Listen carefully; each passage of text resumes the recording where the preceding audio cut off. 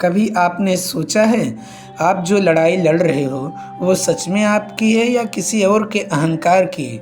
नमस्कार, आप देख रहे हैं वैदिक ध्वनि। भगवत गीता अध्याय 1 के श्लोक 22 में हमने देखा, अर्जुन कहते हैं भगवान श्री कृष्ण से कि मेरा रथ दोनों सेनाओं के बीच में ले चलिए। इसका कहने का मतलब था कि कोई भी निर्णय लेने से पहले स्थिति के बीच में खड़े होकर देखना जरूरी है। अब श्लोक 23 में अर्जुन कहते हैं कि योत्स्यमानान् अवेक्षे अहं य एते अत्र समागताः धार्तराष्ट्रस्य दुर्बुद्धे युद्धे प्रिय चिकीर्ष्यवः।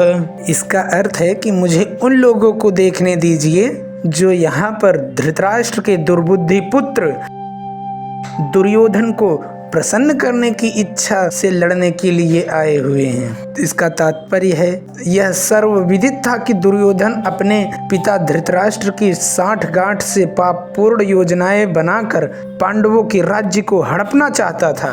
अतः जिन समस्त लोगों ने दुर्योधन का पक्ष ग्रहण किया था वे उसी के समान धर्मा रहे होंगे।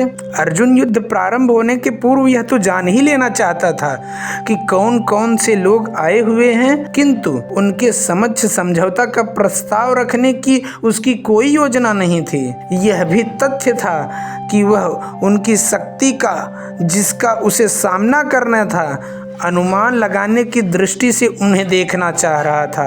यद्यपि उसे अपनी विजय का विश्वास था क्योंकि कृष्ण उसके बगल में विराजमान थे। अर्जुन को युद्ध से डर नहीं है। अर्जुन को ये जानना है, मैं किसके लिए लड़ रहा हूँ? कहीं मैं किसी गलत व्यक्ति के अहंकार का हथियार तो नहीं बन रहा। मान लीजिए आप किसी कंपनी में काम कर रहे हैं या किसी बिजनेस पार्टनर के साथ जुड़े हुए हैं। अगर आपका बॉस या पार्टनर गलत निर्णय ले रहा है, लोगों को नुकसान पहुंचा रहा है, सिर्फ अपने ईगो के लिए काम कर रहा है, तो गीता पूछती है, क्या तुम सच में अपने धर्म के लिए लड़ रहे हो या किसी दुर्योधन को खुश करने के लिए?